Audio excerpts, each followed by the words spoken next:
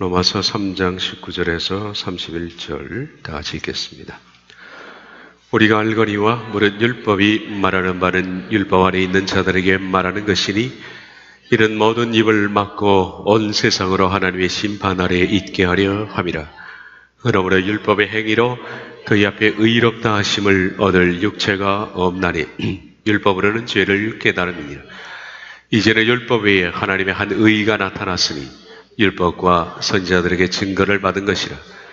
건 예수 그리스도를 믿음으로 말미암아 모든 믿는 자에게 맺히는 하나님의 의인이 차별이 없느니라. 모든 사람이 죄를 범하였음에 하나님의 영광에 이르지 못하더니 그리스도 예수 안에 있는 속량으로 말미암아 하나님의 은혜로 값없이 의롭다 하심을 얻은 자 되었느니라. 이 예수를 하나님이 그의 피로써 믿음으로 말미암는 화목제물로 세우셨으니 이는 하나님께서 길이 참으시는 중에 전에 지은 죄를 간과하심으로 자기의 의로우심을 나타내려 하심이니 곧 이때에 자기의 의로우심을 나타내사 자기도 의로우시며 또한 예수 믿는 자를 의롭다 하려 하심이라. 그런즉 사랑할 때가 어디냐? 있을 수가 없느니라. 무슨 법으로냐? 행위로냐? 아니라 오직 믿음의 법으로니라. 그러므로 사람이 의롭다 하심을 얻은 것은 율법의 행위에 있지 않고 믿음으로 되는 줄 우리가 인정하노라. 하나님은 다만 유대인의 하나님이시냐? 또한 이방인의 하나님은 아니시냐? 진실로 이방인의 하나님도 되시느니라. 할례자도 믿음으로 말미암아 또한 무할례자도 믿음으로 말미암아 의롭다 하실 하나님은 한 분이시니라. 그런즉 우리가 믿음으로 말미암아 율법을 파기하느냐? 그럴 수 없느니라. 도리어 율법을 굳게 세우느니라. 아멘.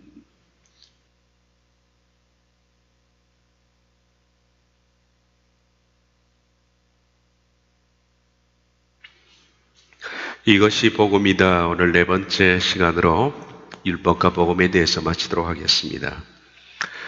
방금 그 말씀은 지난주부터 쭉 말씀해 왔던 것처럼 세 가지 주제를 가지고 진행됩니다. 첫째는 율법의 소극적 기능과 두 번째 율법의 적극적 기능, 그리고 세 번째는 율법을 어떻게 해야 할 것인가 하는 겁니다. 지난 시간에 했던 것을 불갑을 우리가 좀 다시 검토를 한 뒤에 오늘 말씀을 보도록 하겠습니다. 율법의 소극적 기능은 누누이 말씀드린 것처럼 율법은 이방인이 아니라 유대인에게만 주신 겁니다. 율법은 이방인과 상관이 없습니다. 그리고 하나님께서 유대인에게 율법을 주신 목적은 그들에게 어떤 선민이라든지 그들을 특별히 사랑해서 그런 것이 아니라, 이 점을 유대인들은 오해했습니다마는 율법은 사망 선고서라 그렇게 말씀했습니다. 모두가 하나님의 심판 아래에 있다는 것을 고지하는 것이 율법의 목적입니다. 이것이 소극적 기능입니다. 우리가 왜 죽어야 하느냐, 왜 하나님 앞에서 영원한 심판을 받아야 하느냐 하는 법정 심판문입니다. 그것이 없이 사형을 집행할 수 없지요. 당신은 이런 죄 때문에 사형에 처한다라는 죄목입니다. 그것이 율법입니다.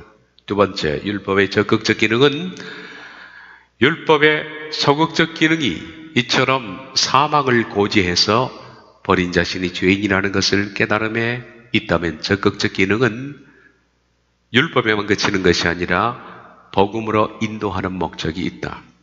왜냐하면 하나님께서는 구약에서 율법과 함께 항상 복음을 주셨다 그랬습니다. 사망을 고지하는 것과 함께 그들이 살아나는 법을 제시하셨습니다. 그것이 복음입니다. 이제는 율법에 하나님의 한 의가 나타났으니 율법과 선지자들에게 증거를 받은 것이라. 예수 그리스도를 믿음으로 말미암아 모든 믿는 자에게 미치는 하나님의 의인이 차별이 없느니라. 율법 외에 하나님의 한 의가 나타난 이 복음은 이미 구약에 있었다. 율법과 선지자들에게 증거를 받은 것입니다. 그것이 바로 구약에서 하나님이 율법과 함께 그들에게 허락하신 복음입니다. 이 내용은 다음과 같습니다. 그리고 예수 그리스도의 믿음을 통한 하나님의 의는 모든 믿는 자들을 향하여 있다. 왜냐하면 차별이 있지 않기 때문이다. 이 복음의 시작은 예수 그리스도의 믿음입니다. 예수 그리스도의 믿음은 우리의 믿음이 아니라 예수님이 하나님께 가진 믿음입니다. 한글 개역에서는 예수 그리스도를 믿는 믿음이라는 이 번역 때문에 이 작은 번역적 차이로 인해서 치열한 복음이 아주 쉬운 복음으로 변질되었다라고 말씀을 드렸습니다. 내용이 길기 때문에 이 점에 있어서는 못 들으신 분은 지난 강의를 들으시면 됩니다. 모든 믿는 자들을 향한 예수 그리스도의 믿음이 단순히 예수 그리스도를 믿는 내가 믿는 믿음으로 오역되었습니다. 예수님의 믿음이 나의 믿음으로 오역되었고 오해되어서 사람들은 그저 내가 예수님을 인정만 하고 시인만 하면 아무것도 하지 않아도 구원을 받는 것으로 바뀌었다라는 겁니다. 이러므로서 너무나 치열한 복음이 쉬운 복음으로 변질되었다라는 겁니다. 3장 23절, 24절 모든 사람이 죄를 범하였으며 하나님의 영광에 이르지 못하더니 그리스도 예수 안에 있는 성령으로 말미암아 하나님의 은혜로 값없이 의롭다 하심을 얻은 자 되었느니라. 이제 하나님께서는 복음을 시작하셨습니다. 구약의 복음은 어떻게 시작되었는가? 그 복음은 첫째, 맨 먼저 구속으로 시작되었습니다. 그런데 말씀드린 것처럼 구속과 구원은 다릅니다. 구원이라는 것은 전 과정입니다. 전 과정의 시작이 구속입니다. 그러므로 구속이 없이는 구원은 물론 있을 수가 없습니다. 구속은 구원에 있어서 가장 중요한 부분인 것은 사실입니다. 그러나 구속이 구원을 말하는 것은 아니다. 구속은 돈을 주고 샀다는 것인데 바로 예수님께서 핏값을 지불하시고 죄의 노예인 우리를 샀다라는 얘기입니다. 이 구속은 구속을 위해서 내가 아무것도 하지 않았습니다. 그저 값없이 그분의 은혜로 시작된 것이다 라고 말했습니다. 그러나 구속 이후에 구원의 모든 과정은 치열한 싸움을 해야 하는데 그것은 내가 하는 것입니다. 구원은 바로 하나님의 은혜로 되어진 구속과 동시에 더불어 내가 치열한 싸움을 통해서 획득해내는 두 가지로 이루어졌다. 성령님의 도우심, 구원에 있어서 예수님께서 우리를 홀로 버려두지 않는다고 그랬습니다. 성령님을 너에게 줄 것이다. 성령님의 도우심으로 내가 믿는 것입니다. 내가 치열한 복음을 싸우는 것입니다. 그러므로 구속의 주체자는 예수님이시지만은 구원의 주체자는 바로 자기 자신입니다. 이 둘이 어우러져서 구원이 완성되는 것입니다. 로마서 3장 25절 26절 이 예수를 하나님이 그의 피로서 믿음으로 말미암는 화목제물로 세우셨으니 이는 하나님께서 길이 참으시는 중에 전에 지은 죄를 간과하심으로 자기의 의로우심을 나타내려 하심이니 곧 이때 자기의 의로우심을 나타내사 자기도 의로우시며 또한 예수 믿는 자를 의롭다 하려 하심이라. 하나님께서 어떻게 예수님을 구속으로 삼으셨는가 하는 설명을 하는 겁니다. 3장 25절 26절은 구원에 관한 것이 아니라 구속에 관한 겁니다. 어떻게 하나님께서 예수님을 구속으로 삼으셨는가 하면 바로 화목제물로 삼으셨다는 겁니다. 예수님이 화목제물로 삼아졌기 때문에 이 때문에 하나님께서는 우리의 죄를 간과하셨다. 그렇게 하는 것이 첫 번째 하나님의 의를 드러내는 것이고 두 번째 예수님의 의를 드러내는 것이며 세 번째 믿는 사람을 의롭다 하는 빈거가 되는 것이다. 세 가지는 지난 시간에 말씀드렸습니다. 좀 더 보자면 화목제물로 번역된 히라스테리오는 속죄라는 뜻입니다. 속죄와 화목제물은 같은 단어는 아닙니다. 속죄의 많은 일들 가운데 화목제물이 포함되어 있습니다. 원래 이 속죄의 의미는 희생을 드리다, 하나님의 진노를 가라앉히다, 언약궤를 덮다, 혹은 속죄일에 피를 뿌리다 라는 뜻을 가지고 있습니다. 그러므로 히라스테리온 이 속죄는 희생을 드려서 하나님의 진노를 가라앉히는 것을 말합니다. 하나님께서는 반드시 이 죄인에 대해서 피를 요구하십니다. 피를 흘림받지 않는 죄인은 하나님 분노하십니다. 그러므로 피를 흘려 희생제물을 가지고 가면 하나님의 진노가 가라앉게 되는데 그것을 속죄라 그렇게 부릅니다. 이 속죄에서 나온 것이 속죄소라는 뜻도 바로 그런 뜻을 가지고 있다라고 했습니다. 구약을 보면 법궤가 있고 법궤를 돕는 것이 속죄소입니다. 시은소 혹은 속죄판 혹은 속죄소라고 불리우는 것입니다. 이것이 바로 히라스테리온에는 속죄라는 단어에서 파생된 겁니다. 법궤는 무엇을 말하느냐? 법궤는 율법을 축약한 것입니다. 말씀드린 것처럼 율법의 소극적 기능은 사망 선고서입니다. 죽었다는 겁니다. 법궤 안에는 세 가지가 들어있는데 이 세 가지는 인간의 죄를 지적하는 겁니다. 이 세 가지 때문에 너희는 죽었다라는 사망 선고서가 들어있습니다. 십계명 돌판과 지팡이와 만나 항아리는 지난 시간에 말씀드린 것처럼 무엇 때문에 하나님께서 이 세 가지를 넣어두었는가? 너희는 항상 말씀을 거역한다. 너희는 항상 하나님의 권위에 도전한다. 지팡이입니다. 너희는 하나님의 인도하심을 언제나 불신하고 있다. 만나 항아리입니다. 이 세 가지를 통해서 그러므로 법궤는 사망 고지서 곧 율법인데 그러므로 너희는 죽을 수밖에 없다라는 것이 법궤입니다. 그러므로 법궤는 문자 그대로 인간의 사망을 알리는 법입니다. 그런데 이 법궤 위에는 속죄소라는 것이 있습니다. 이 법궤 곧 율법을 말하는 것인데 율법에 의하자면 사람이 살아날 방법이 아무도 없다. 어떤 사람이라도 다 율법 속에 있는 세 가지 상징에 대해서 죄를 범했기 때문에 사람은 살아날 길이 없다. 오직 유일한 방법은 그 법궤를 덮어버리는 방법이다. 그것이 바로 속죄판이라는 겁니다.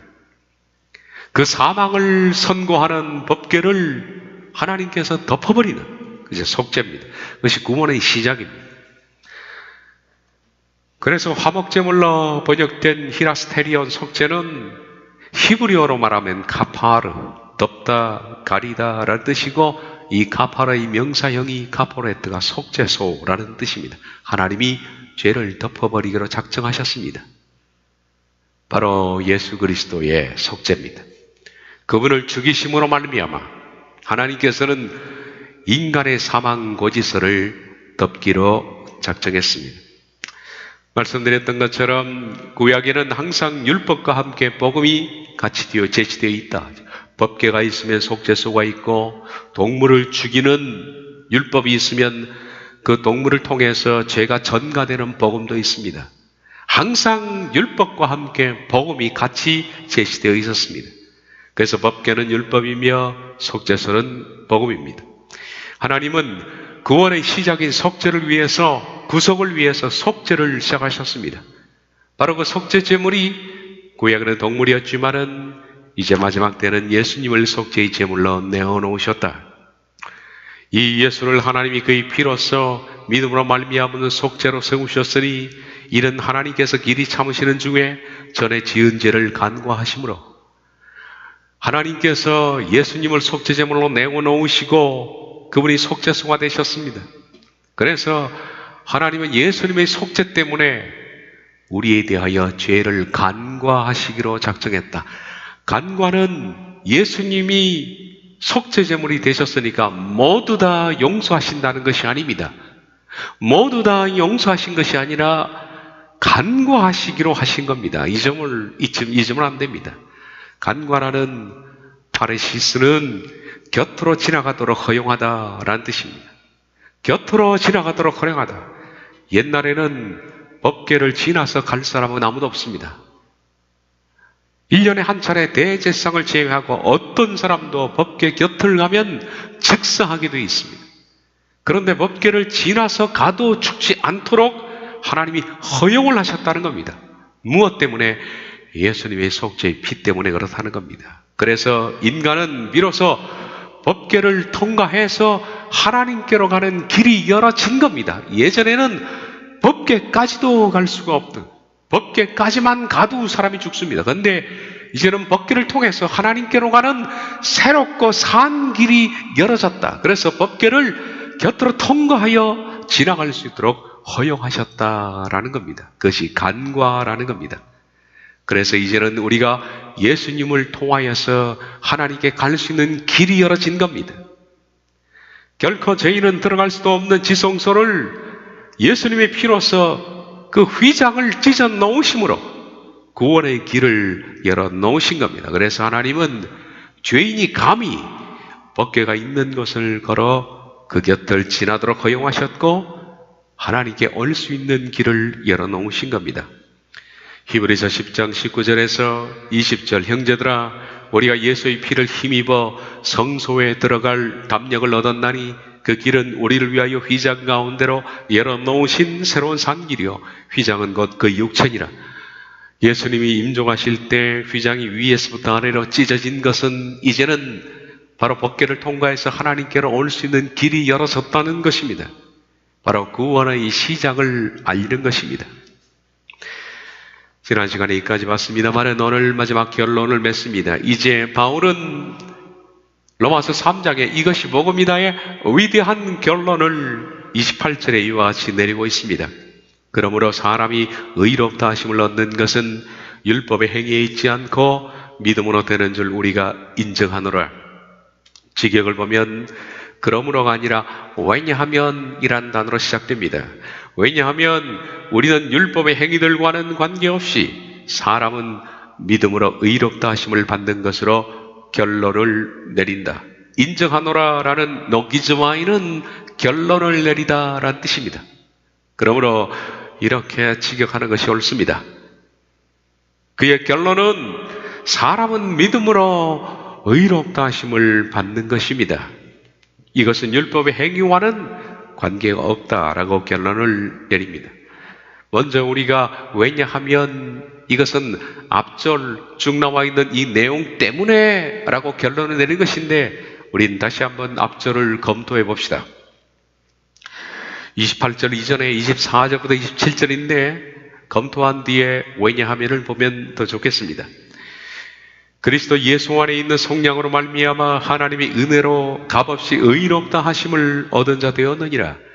이 예수를 하나님이 그의 피로서 믿음으로 말미암는 화목제물로 세우셨으니 이는 하나님께서 길이 참으시는 중에 전에 지은 죄를 간과하심으로 자기의 의로우심을 나타내려 하심이니 곧 이때에 자기의 의로우심을 나타내사 자기도 의로우시며 또한 예수 믿는 자를 의롭다 하려 하심이라. 그런즉 자랑할 때가 어디냐? 있을 수가 없느니라. 무슨 법으로냐? 행위로냐? 아니라 오직 믿음의 법으로냐? 그리고 왜냐하면 이라고 시작됩니다. 이 말씀을 간단히 다시 한번 점검을 해보면 그리스도 예수 안에 있는 성령으로 말미암아 하나님이 은혜로 값없이 의롭다 하심을 얻은 자 되었느니라. 구원에 있어서 구원의 시작은 바로 그리스도의 속죄라 그렇게 말했습니다. 속량 혹은 구속, 속죄라고 불리우는 겁니다. 다 돈을 주고 산 겁니다. 이것이 바로 그리스도 예수의 구원에 대한 시작입니다. 이 부분에 있어서는 값없이 의롭다 하심을 얻는 자가 될 수 있는 길이 열어진 겁니다. 이것은 우리가 노력해서 된 것도 아니고 속죄만큼은 오직 예수님이 하신 일입니다. 이렇게 하신 이유는 자기의 의로우심을 나타내야 하심이니 곧 이때 자기의 의로우심을 나타내서 자기도 의로우시며 또한 예수 믿는 자를 의롭다 하려 하심이라. 하나님께서 예수님을 속죄제물로 내놓으신 것은 첫 번째 하나님의 의로우심을 나타내는 것이고 두 번째 예수님의 의로우심을 나타내는 것이며 세 번째 믿는 자를 의롭게 하려는 목적이 있다라고 하는 겁니다. 왜 이렇게 하는 것이 하나님의 의냐? 하나님의 의는 두 가지로 구성이 되어 있다 그랬죠. 첫째는 공의와 사랑입니다. 하나님은 공의로우십니다. 그러므로 절대 인간의 죄를 용납할 수가 없습니다. 죄인이 법궤로 결코 들어오지 못합니다. 하나님은 그것을 슬쩍 눈 감을 수가 없는 겁니다. 그래서 하나님은 의로우시기 때문에 공의로우십니다. 그런데 공의만 있으면 의가 아닙니다. 법은 있지만은 사랑이 있어야 합니다. 두 가지가 있어야만 완벽하죠. 그래서 하나님의 의는 반대쪽에는 사랑이 있습니다. 공의와 사랑은 서로 평행선 일치하지 않는 것 같지만은 공의와 사랑은 하나님 앞에서 아름답게 조화가 되는 겁니다. 그렇기 때문에 하나님께서는 구약에 율법도 있지만은 복음도 주신 겁니다. 동물을 죽여라 라는 것은 피 없이는 내가 절대로 인간의 죄를 용서하지 못한다는 하나님의 공의의 선포입니다. 그러나 동물을 죽일 때 너희 죄를 전가하면 내가 사함을 준다는 것은 하나님의 사랑의 표현입니다. 그러므로 의롭다 하는 것은 두 가지, 공의와 사랑이 서로 조화를 이루었을 때 의인이 되는 것입니다. 그러므로 하나님께서는 인간을 법대로 집행하심으로 하나님의 공의를 보이셨지만 동시에 아들 예수님을 화목제물로 내어놓으셔서 속죄를 구원에 있어서 시작하게 하심으로 하나님의 의는 완성이 되었다라는 겁니다. 하나님께서 길이 참으시는 중에 전에 지은 죄를 간과하심으로 말씀드린 것처럼 믿는 자들에게도 의롭다 하심을 주시기 위한 것인데, 믿는 자가 의롭다 되는 것은 간과입니다. 법궤를 통과해서 지나는 겁니다. 비로소 하나님께로 가는 길이 열렸고 믿음으로 그 길을 가기 때문에 의롭다 하심을 얻을 수 있는 길이 열어진 겁니다.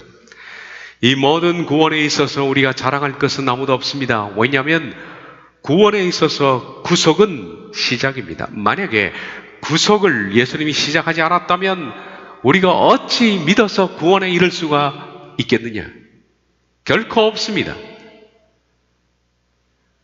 그러므로 구원에 있어서 가장 중요한 것은 그분이 아들 예수님의 피로 먼저 구원을 시작하셨다는 겁니다. 그것이 바로 구속입니다. 그러므로 구속이 없으면 구원 자체가 없기 때문에 이렇게 말하는 겁니다. 너희는 자랑할 필요가 없다. 자랑할 것이 없다는 겁니다. 시작이 없는데 어찌 과정이 있을 수가 있네. 그런즉 자랑할 데가 어디냐? 있을 수가 없느니라. 무슨 법으로냐? 행위로냐? 아니라 오직 믿음의 법으로냐.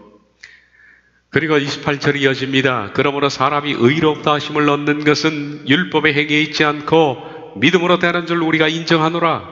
왜냐하면 우리는 율법의 행위들과는 관계없이 사람은 믿음으로 의롭다 하심을 받는 것으로 결론을 내린다. 그러므로 구원의 결론은 사람은 믿음으로 말미암아 의롭게 된다는 겁니다. 자랑할 수 없는 이유, 왜냐하면 이라는 뜻은 앞전에 나와 있는 것처럼 이처럼 너희가 자랑할 수 없는 이유, 이것은 사람은 율법의 행위가 아니라 믿음으로 의롭다 함을 받기 때문에, 이 때문에 왜냐하면 너희는 자랑할 수 없다는 겁니다. 율법은 사망 선고서입니다. 따라서 율법의 행위로는 어떤 인간도 의롭다 하심을 받을 수 있는 방법은 없습니다. 사람이 의롭다 하심을 받는 것은 오직 믿음 때문에 그런 겁니다. 그런데 믿음에 있어서 중요한 것은 믿음은 누가 믿는 것이냐 하는 것입니다. 믿음의 주어가 누구냐? 믿음은 내가 주어입니다. 내가 믿는 겁니다. 하나님이 나 대신 믿어주시는 것이 아닙니다. 그런데 안타깝게도 많은 사람들이 이 간단한 국어조차도 해결할 능력이 없습니다. 초등학교만 나와도 알 수 있는 쉬운 얘기인데 사람들은 그렇게 말합니다. 그분이 믿게 하셔서 내가 믿는다라는 말도 안 되는 억지를 부리는 겁니다. 그게 문장상 맞는 얘기입니까? 믿는 것은 내가 믿는 겁니다. I believe이지 그가 나로 하여금 믿게 만드는 것이 어디 있습니까? 만약에 하나님께서 나로 하여금 믿게 만든다면 믿음에 대한 나의 믿음에 대한 모든 책임은 그분에게 달려있는 겁니다. 내가 잘못 믿는 것도 그분에게 달려있는 것이고, 물론 내가 잘 믿는 것도 그분에 달려있는 겁니다. 믿음의 결론에 대해서는 하나님께서 우리에 대해서 책임을 전혀 물을 수가 없는 겁니다. 왜냐하면 그분이 믿게 하셨다면 그런 거죠. 그런데 믿음이라는 것은 내가 믿는 겁니다. 믿음의 주어는 분명히 하나님이 아니라 내 자신입니다. 하나님이 나를 대신해서 믿어줄 수가 있는 것이 아닙니다. 그러므로 사람은 믿음으로 의롭다 하심을 받는 것으로 결론을 내린다라는 그런 뜻을 여러분 유념해야 됩니다. 이게 무슨 뜻인가? 구원에 있어서 하나님이 하신 일과 사람의 할 일은 완전히 구별이 되어 있습니다. 그러니까 구원은 첫 번째 하나님이 하신 일, 그리고 두 번째 내가 할 일, 이 둘이 합쳐져서 구원을 이룬다라고 말하는 겁니다. 하나님이 하신 일은 구속입니다. 구속은 하나님이 하신 일입니다. 구속은 우리와 상의를 하신 것도 아닙니다. 그분의 일방적인 선택으로, 그리고 또한 하나님의 은혜로 우리를 불쌍히 여기셔서 하나님이 일방적인 은혜로 시작한 것이 구속입니다. 구속에 있어서는 저와 여러분이 한 일이 아무것도 없습니다. 전혀 없습니다. 이것은 온전히 그분이 하신 겁니다. 그러므로 구원에 있어서 첫 번째 구원의 문을 연 구속의 주체자는 누구냐? 오직 하나님이십니다. 구속은 우리가 한 것이 아닙니다. 그러므로 이것의 주인은 하나님입니다. 하나님이 구속하셨다라고 나오는 겁니다. 그런데 우리는 구속을 가리켜서 믿음이라고 부르지 않습니다. 내가 믿는다라고 할 때 물론 우린 구속을 믿는 것에서 출발합니다. 그런데 우리가 그 구속을 시작한 것이 아닙니다. 그 구속은 오직 예수님께서 하신 것이므로 구속을 부를 때는 항상 성경에서 은혜라고 부릅니다. 구속과 함께 나오는 단어가 은혜지 믿음이라고 부르지 않는다. 그래서 구원에 있어서 구속을 의미할 때는 항상 언급되는 말이 은혜입니다. 로마서 3장 24절 그리스도 예수 안에 있는 속량으로 말미암아 하나님의 은혜로, 속량은 오직 하나님의 은혜입니다. 불쌍히 여기십니다. 그리스도 예수 안에 있는 속량으로 말미암아 하나님의 은혜로, 그리고 값 없이, 이건 우리가 지불한 것도 아닙니다. 값 없이 의롭다 하심을 얻는 자 되었느니라. 에베소서 2장 8절에 너희가 그 은혜로 인하여 믿음으로 말미암아 구원을 얻었나니, 은혜는 구속에 관한 것입니다. 그러나 믿음의 주체자는 바로 우리입니다. 구속의 주체자는 하나님이 하셨지만은 그 다음 믿는 것은 내가 하는 것입니다. 그리고 믿음은 구원의 전 과정이라 그렇게 말씀을 드렸습니다. 그러므로 믿음이라고 부르는 것은 구속 이후에 내 자신이 성령님의 도움을 받아 날마다 자기를 처소복종시키고 회개와 거룩함으로 나아가서 성화되는 모든 과정을 가르치는 단어가 믿음입니다. 내가 믿는 것은 바로 그리스도의 믿음, 우리가 로마서에 다룬 것처럼 예수 그리스도의 믿음, 그분이 하나님 앞에서 보이셨던 믿음처럼 그것을 본을 받아서 나도 하나님을 그렇게 믿는 것 가운데 날마다 회개하고 성결하고 복종하며 거룩함으로 성화되어 나가는 모든 과정을 가리켜서 구원이라 부른다라는 겁니다. 그래서 바울의 구원의 결론은 다음과 같은 겁니다. 사람은 믿음으로 의롭다 하심을 받는 것으로 결론을 내린다. 바울이 지금 말하는 것은 구속에 관한 것이 아니라 구속 이후에 인간이 해야 할 믿음에 관한 부분을 말하는 겁니다. 인간이 어떻게 해서 의롭다 하심을 얻는가? 물론 구속으로부터 시작된 것입니다. 그 다음 인간이 의롭다 하심을 받는 것은 믿음입니다. 대부분의 사람들은 이 구절을 오해합니다. 믿음으로 의롭다 하심을 받는 것, 다시 말하면 이신칭인데 이것을 우리가 아무것도 하지 않아도 되는 것으로 생각합니다. 도대체 믿음이 뭘까요? 믿음은 내 머릿속으로 인정하는 것이 아니라고 그랬습니다. 믿음은 책상에서 책 보다가 그냥 내 마음속에 와 닿는 것, 그걸 인정하는 것이 믿음이 아닙니다. 사영리를 펴고 사영리의 인도에 따라서 5분 만에 예수 그리스도 라이브로 구주로 시인하면 당신은 오늘 죽어도 천국 갑니다 라는 것이 믿음이 아닙니다. 지독한 오해입니다. 로마서를 세밀히 읽어보면 로마서가 말하는 구원이란 예수님의 믿음과 우리의 믿음으로 이루어집니다. 예수님의 믿음 구속입니다. 그리고 두 번째, 구속 이후에 우리가 죽을 때까지 이루어 나가야 할 믿음입니다. 예수님의 믿음은 값없이 시작된 것이며 우리가 믿어야 할 모범으로 제시되었다라고 했죠. 그건 지난 시간에 말씀드렸습니다. 우리가 어떻게 믿어야 되느냐 하는 것은 예수님의 믿음입니다.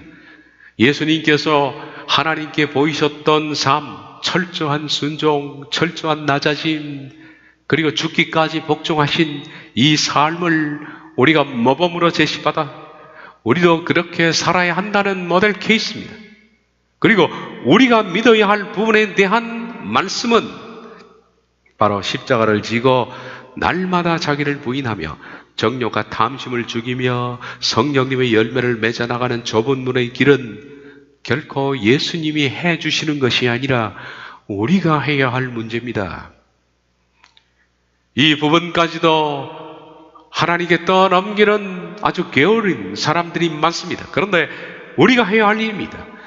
내가 십자가를 지어야 하는 것이고, 내가 날마다 내 자신을 부인해야 하는 것이고, 내가 정욕과 탐심을 죽여야 하는 것이고, 내가 성령의 열매를 맺어 나가야 하는 것입니다. 단 이렇게 해 나갈 때 성령님은 우리를 보혜사처럼 곁에서 돕겠다라고 약속하셨습니다. 그렇게 성령님의 도움을 받아서 두렵고 떨림으로 구원을 이루어 나가라라고 성경이 말씀하는 겁니다. 그래서 구원에 있어서 구속을 말씀할 때는 항상 은혜가 언급됩니다. 그래서 여러분들이 구원에 관한 말씀을 할 때 은혜라는 단어가 나오면 이 부분은 구속에 관한 것이다 라고 생각하면 됩니다. 그런데 믿음에 관한 말을 언급할 때는 항상 치열한 복음이 나옵니다. 구속에 관해 말씀할 때는 값없이 주신 것이다, 하나님의 은혜로 된 것이다, 우리가 선물을 받은 것이다 라고 합니다. 그런데 내가 믿어야 할 부분에 있어서는 이런 단어들이 언급될 겁니다. 두렵고 떨림으로 십자가를 지고 자기를 부인하고 날마다 죽고 자기를 쳐서 복종시키며 옛사람을 죽이며 그렇지 않으면 지켜 불에 던지우느니라. 회개에 합당한 열매를 맺지 않으면 너희가 내게 붙어 있어 과일을 많이 맺으면 아버지께서 영광을 받을 것이요 과일을 맺지 못하면 그를 찍어 불에 던지우리라. 내가 믿어야 할 부분에 있어서는 항상 두려움과 떨림이 언급이 되어 있다. 그러나 대부분의 사람들은 구원이 구속과 내가 믿어야 할 믿음으로 이루어진 것인 줄 잘 모릅니다. 이 부분을 구별을 못합니다. 구원하기만 하면 그저 구원이 구속인 줄로 생각합니다. 그분이 다 하셨으니, 그분이 십자가에서 다 이루어 놓으셨으니, 그러므로 나는 그저 십자가에서 구속하신 그 사실을 믿기만 하면 그 다음 모든 것이 다 구원받는 것으로 생각하는 겁니다. 그런 생각을 가지고 있는 사람들은 결코 성결에 이르지 못합니다. 그런 생각을 가지고 있는 사람들은 결코 두렵고 떨림으로 구원을 이루어 나가는 치열한 복음과 맞서 싸울 수 없기 때문에 실은 굉장한 믿음을 위험 가운데 몰아넣고 있다라고 말할 수 있습니다. 칼빈주의는 예수님의 믿음과 우리의 믿음의 차이를 없애버렸습니다. 동일하게 본 겁니다. 이것이 칼빈주의 구원교리의 무서움입니다. 그래서 쇠뇌된 교인들은 자신이 믿어야 할 부분에 대한 의무감, 책임감, 그리고 두려움을 망각합니다. 그 결과 구원에 이를 수 있는 믿음의 싸움을 하지 못합니다. 이것이 문제입니다. 구속이 구원의 완성이라고 생각합니다. 구속이 구원의 시작인데, 그리고 그 다음 내가 해야 할 치열한 복음이 있는데도 불구하고 구속이 구원의 완성이라고 생각해서 이것에 세뇌된 교인들은 예수님이 하나님 앞에서 보이신 믿음, 구속과 내가 믿어야 할 믿음을 동일시해버렸다. 어쩌면 내가 믿어야 할 믿음을 삭제해버린 겁니다. 구원은 오직 예수님의 믿음을 내가 동의하는 것으로 완성된 것으로 완전히 바꿔버렸다. 이 기가 막힌 사탄의 전략 중에 하나입니다. 그러므로 사탄은 우리가 믿어야 할 복음의 열정을 앗아가버리고 우리가 복음에 열심을 내야 되고 치열한 복음의 전투와 싸움을 해야 할 모든 사람들에게서 전투력을 상실케 했다라는 겁니다. 그들은 로마서 3장 28절 그러므로 사람이 의롭다 하심을 얻는 것은 율법의 행위에 있지 않고 믿음으로 되는 줄 우리가 인정하노라라는 말씀을 다음과 같이 해석합니다. 이걸 어떻게 해석하나 보십시오. 우리는 어떻게 해석했습니까? 사람이 의롭다 하심을 얻는 것은 율법의 행위에 있지 않습니다. 그렇죠? 율법의 행위지 않습니다. 의롭다 하심을 받는 것은 믿음으로 되는 겁니다. 그 믿음은 뭡니까? 바로 하나님께서 예수님 보내사 구속으로서 구원을 열어놓으셨고 그 다음 우리가 믿어야 하는 전 과정으로 바로 의롭다 하심을 받는데 이 사실을 어떻게 해석하느냐? 어떤 신학자의 글을 인용해 봅시다. 본절에서는 믿음에 의해서만 의롭게 된다고 밝히고 있다. 믿음이라는 것은 자기 행위를 일단 부정하는 데 시작한다. 자기에게서 칭의의 어떤 근거나 이유를 찾아서는 안 된다. 다만 하나님께서 계획하셨던 화목제물만을 신뢰해야 한다. 오직 구속 외에는 구원이 없는 걸로 생각하지 않습니까? 바울의 이신칭의 교리는 유대인이든 이방인이든 누구든지 그 화목제물을 의뢰함으로써 의로워질 수 있다는 것이다. 이것이 바울의 확고한 결론이다. 찢어버려야 됩니다. 이것은 불태워야 할 신학자의 주석입니다. 문제는 이런 얘기를 믿고 있다는 겁니다. 그러나 종종 세뇌된 교인들이라 할지라도 눈이 있다면 성경을 펴서 읽어볼 때 머리를 갸우뚱하게 된다. 왜냐하면 성경에서는 구원이 구속이라고 말하지 않습니다.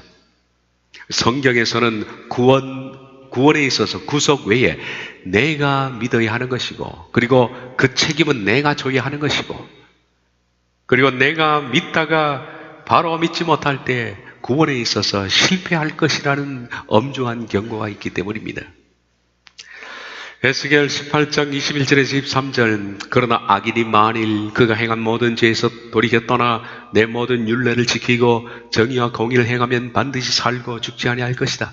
이 모든 것들은 자기에게 달린 겁니다. 구속은 속죄에만 달린 것이 아니라 너에게 달린 겁니다. 내가 악인이라도 내가 회개해서 돌이키면 하나님이 살려주시겠다는 겁니다. 그러므로 이 구원의 주체자는 본인 자신입니다. 그 범죄한 것이 하나도 기억함이 되지 아니하리니 그가 행한 공의로 살리라. 주 여호와의 말씀이니라. 내가 어찌 악인이 죽는 것을 조금이들 기뻐하랴. 그가 도리어 그 길에서 떠나 사는 것을 어찌 기뻐하지 아니하시겠니. 이사야 55장 6절 너희는 여호와를 만날 만할 때에 찾으라. 가까이 계실 때 그를 부르라. 이건 우리가 자발적으로 그를 찾고 부르라는 얘기입니다. 신명기 4장 29절 그러나 네가 거기서 네 하나님 여호와를 찾게 되리니 만일 마음을 다하고 뜻을 다하여 그를 찾으면 만나리라.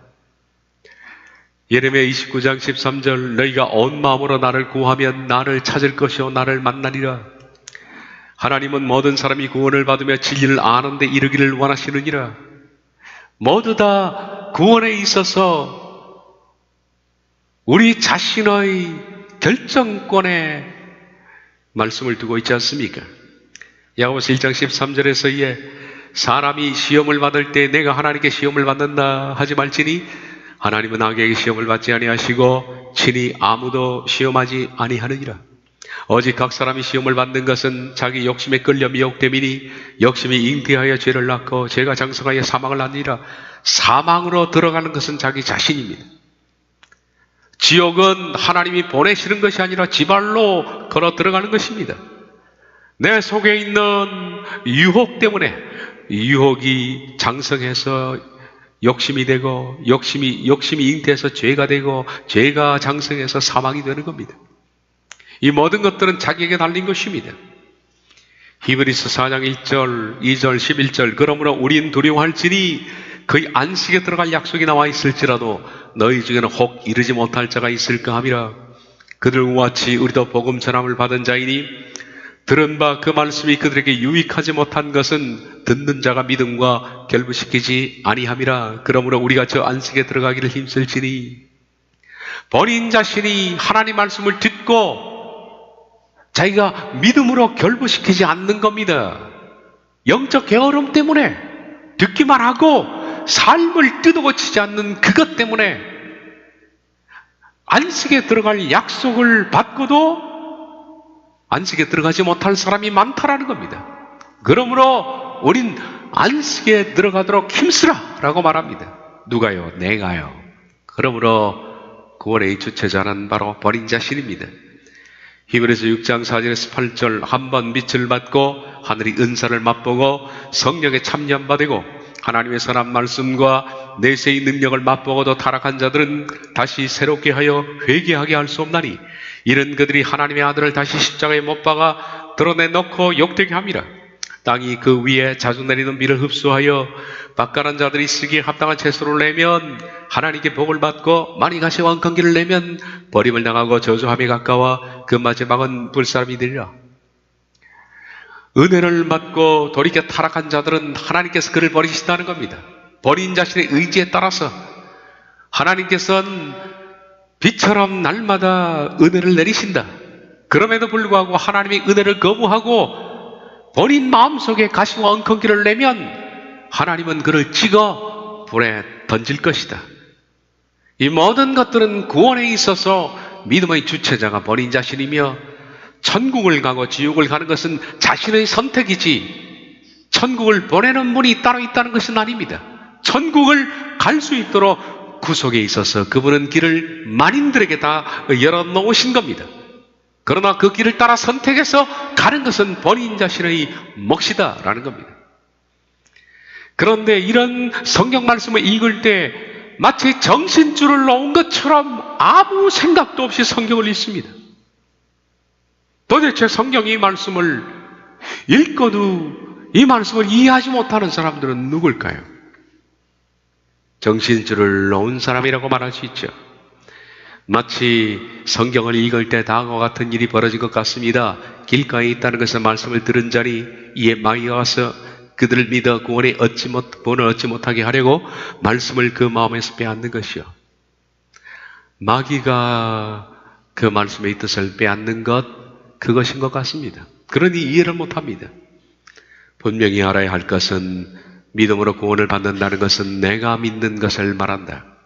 앞에서 언급한 구원에 있어서 시작은 예수님의 믿음, 속죄, 그리고 두 번째 나의 믿음, 이것이 구원을 이루어 나가는 것은 모든 사람들에게 변함없는 하나님의 확고한 진리입니다. 이어지는 말씀이 그겁니다. 29절 30절 하나님은 다만 유대인의 하나님이시냐 또한 이방인의 하나님은 아니시냐 진실로 이방인의 하나님도 되시느니라. 할례자도 믿음으로 말미암아 또한 무할례자도 믿음으로 말미암아 의롭다 하실 하나님은 한 분이시니라. 이 말씀을 한 이유는 3장 28절 앞절 때문에 그런데 그러므로 사람이 의롭다 하심을 얻는 것은 율법의 행위에 있지 않고 믿음으로 되는 줄 우리가 인정하노라라는 겁니다. 사람이 의롭다 하심을 얻는 것은 믿음으로 되는 것으로 우리가 결론을 내립니다. 따라서 그 뒤에 말씀 하나님께서는 유대인이든 이방인이든 똑같이 하나님이다. 다른 것은 하나님은 이 법을 모든 사람에게 적용시킨다. 다시 말하면 믿음으로 의롭다함이 되는 모든 법은 유대인에게도 그리고 율법이 없는 이방인에도 동일한 하나님이라는 겁니다. 할례자도 마찬가지고 무할례자도 마찬가지고 모든 사람은 다 믿음을 통하여 의롭다 하심을 받는, 믿는 것은 자기가 믿는 것이라고 그랬습니다. 속죄의 기초에서 내가 치열하게 복음으로 전투하여 싸워서 의롭다 하심을 얻는 그것은 동일한 하나님의 법이다. 유대인에게도 이방인에게도 동일하다. 할례자도 무할례자도 이 법은 누구에게나 다 동일하다라는 뜻입니다. 누구에게나 다 그래야 합니다. 누구에게나 다 그리스도께서 구속으로 구원의 문을 열어놓으신 것처럼 누구나 다 믿음으로 의롭다 하심을 받는 겁니다. 동일한 겁니다. 제 마지막으로 바울은 이렇게 끝을 맺습니다. 믿음과 율법의 관계입니다. 그런즉 우리가 믿음으로 말미암아 율법을 파기하느냐? 그럴 수 없느니라. 도리어 율법을 굳게 세우느니라. 이게 무슨 뜻일까요? 바울은 말합니다. 그러면 율법이 필요 없는 건가? 완전히 믿음으로 의롭다 하심을 얻는 것이기 때문에 이제는 율법은 필요 없는 것인가? 바울은 그것이 아니라고 말합니다. 믿음 때문에 율법이 굳게 세워졌다라고 말합니다. 굳게 세워졌다는 뜻은 히스테미라는 뜻은 쓰러져 있는 것을 다른 사람이 세워주는 겁니다. 그것 때문에 바로 서다, 그리고 설립하다라는 뜻을 가지고 있는데, 다시 말하면 믿음 때문에 율법이 바로 섰다라는 겁니다. 믿음 때문에 율법이 파기됐느냐? 아니다. 믿음 때문에 율법이 바로 섰다. 바로 섰다라는 말이 뭘까요? 그것은 율법이 지금까지 하나님께 주신 목적을 유대인들에게는 상실했습니다. 유대인들은 하나님이 율법을 주신 목적은 사망고지였다고 그랬습니다. 인간은 율법을 결코 지킬 수 없다. 그리고 너희가 왜 사망에 처하는지 사망을 일러준 목적이 율법이었습니다. 그런데 율법은 유대인들은 잘못 지금까지 받아들였습니다. 율법을 받은 것 자체가 구원을 받은 것이고, 그리고 율법을 그 안에 있는 것을 지키면 구원을 받는다고 생각했습니다. 그러므로 율법이 넘어졌습니다. 지금까지. 율법의 원래의 목적을 지금까지는 이루지를 못했습니다. 그런데 이제 바울은 말합니다. 믿음이 바로 전해짐으로 말미암아 믿음으로 의롭다 하심을 얻는 이 사실이 바로 일러짐으로 말미암아 율법이 이제는 제 기능을 하게 됐다라는 겁니다. 제 기능이 뭡니까? 사망 고지서의 제 기능을 한 겁니다. 그것이 율법이 바로 섰다는 겁니다. 믿음으로 구원을 받는 것이 확고하게 전달된 다음 그 율법은 비로소 제 자리를 찾았다는 겁니다. 사망 고지서로의 제 자리를 찾은 겁니다. 그러므로 믿음이 율법을 굳게 세웠다라는 뜻입니다. 다시 한번 보겠습니다. 그런즉 우리가 믿음으로 말미암아 율법을 파기하느냐? 그럴 수 없느니라. 믿음이 바로 전파됨으로 말미암아 율법이 잃었던 자기 역할을 제대로 찾았느니라.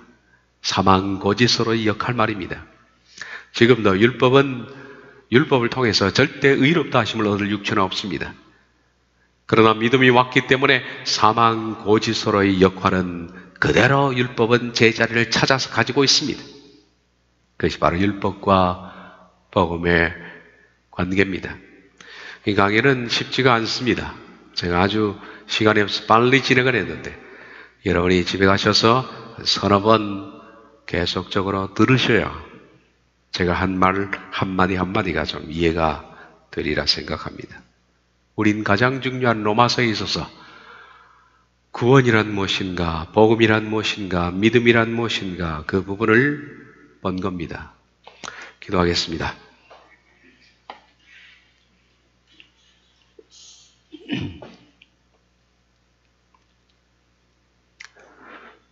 예수님을 이 땅에 화목제물로 보내셔서 십자가에서 피를 흘려 죽게 하심으로 구원에 있어서 속죄를 하나님은 시작하셨습니다.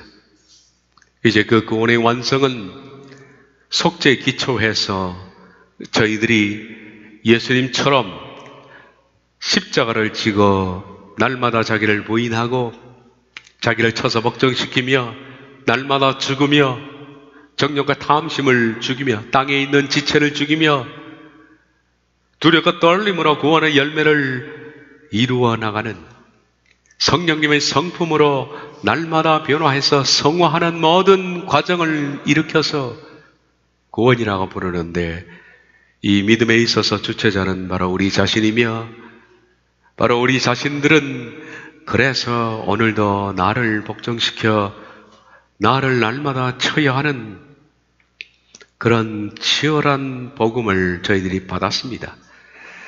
아무 누구도 이 치열한 복음에 있어서 실족하는 자가 없게 하시고 두렵고 떨림으로 구원을 이루어 나가는 우리 모두가 되게 해 주옵소서. 예수님의 이름으로 기도하옵나이다.